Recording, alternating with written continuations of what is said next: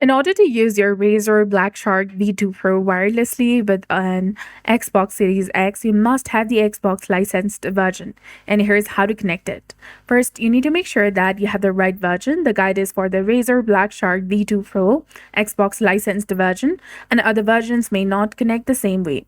So find the USB dongle. Locate the USB dongle that came with your headset and set the dongle to Xbox mode. Slide the switch on the USB dongle to the Xbox position and plug the dongle into your Xbox.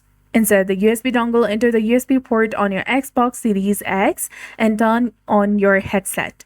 Power on your Razer BlackShark V2 Pro set and wait for pairing. The headset should automatically connect to the dongle. A solid green light on the headset indicates a successful connection.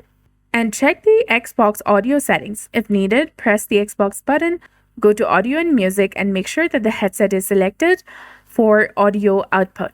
The included Xbox wireless dongle is the main way to connect this headset wirelessly to your Xbox Series X for the best audio quality, and you don't need to plug it into your controller.